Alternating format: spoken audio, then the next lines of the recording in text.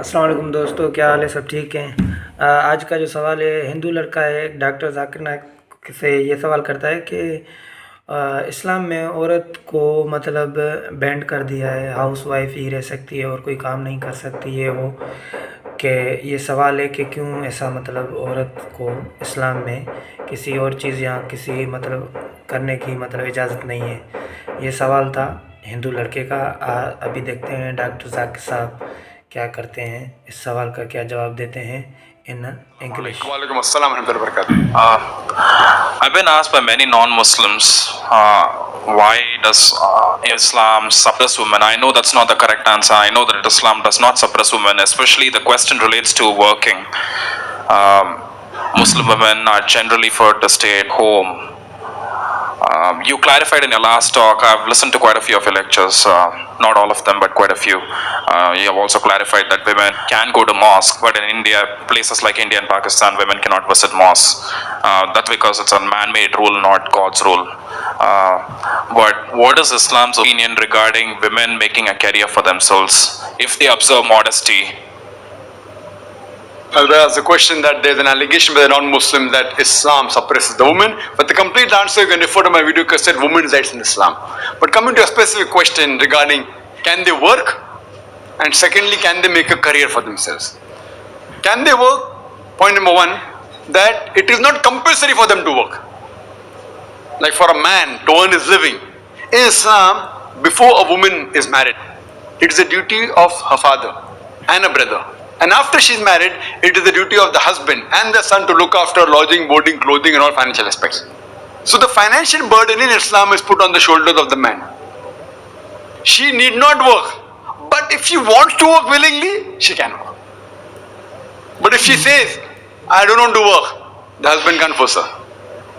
Men and women are equal in Islam, but equality doesn't mean identicality. Tomorrow a man says, I want to give birth to a child, I want to conceive. No, you cannot conceive. कोई force नहीं कर सकता women को, right?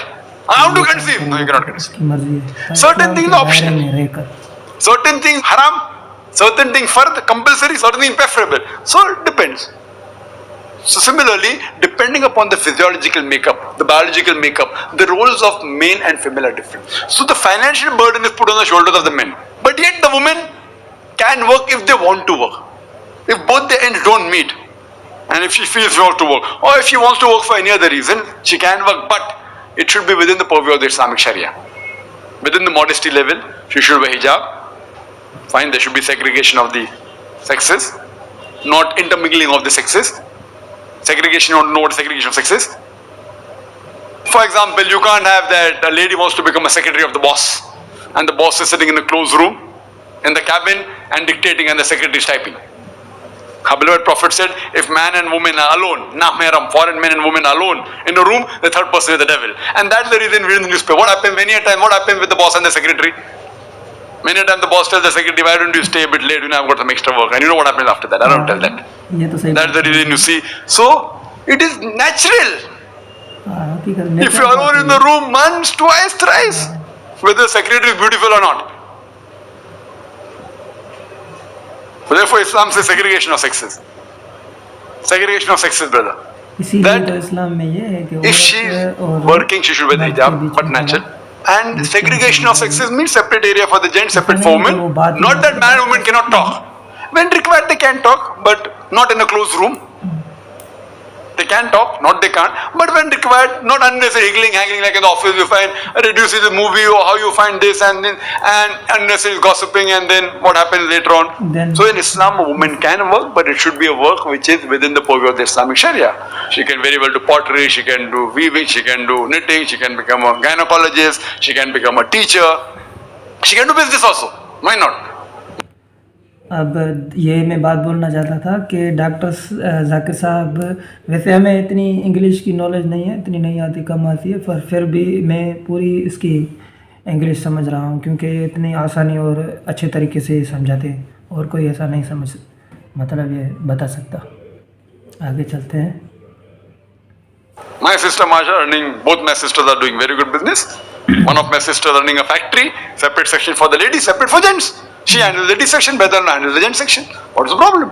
MD, managing दूसरे country director. में तो ऐसा ही होता है, फैक्ट्रियों में लेडीज का Other अलग sisters होता doing है, exports, no problem. जेंट्स का अलग But within the purview of the Islamic Sharia, no problem. But she need not work. If she wants, she can. She can't do dancing. She can't do modeling. Same thing, a man also cannot do dishonest business. A man cannot work in an alcoholic bar. So what rules are there for women? Even many are there for the men also. So what is haram for women is haram for women. What is haram for men is haram for men. Something is haram for both.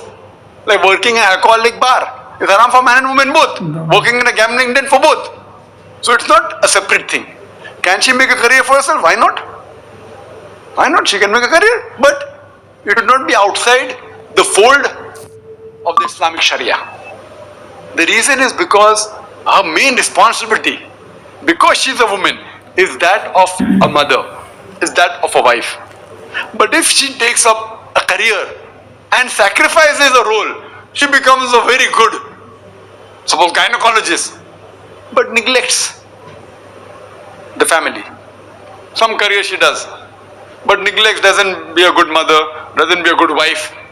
So she's losing, because the reward that a person gets for becoming a mother is far superior. That is the reason our beloved Prophet said that paradise lies beneath the feet of the mother. There's a hadith in Sahih Bukhari, volume number 8, in the book of Adab, chapter number 2, hadith number 2. A person asked the Prophet that who deserves the maximum love and companionship? The Prophet replied to the person, your mother. The man asked who next? The Prophet said your mother. The man asked who next? The Prophet again repeated your mother. The man asked after that who? Then the Prophet said your father. That means 3/4, 75% of the love and companionship goes to the mother, 1/4, 25% goes to the father. That means in short, gold medal goes to the mother, silver medal goes to the mother, bronze medal goes to the mother, the father gets a consolation prize. This is Islam. So now you're sacrificing that thing for career. In the world, fine, a very good career.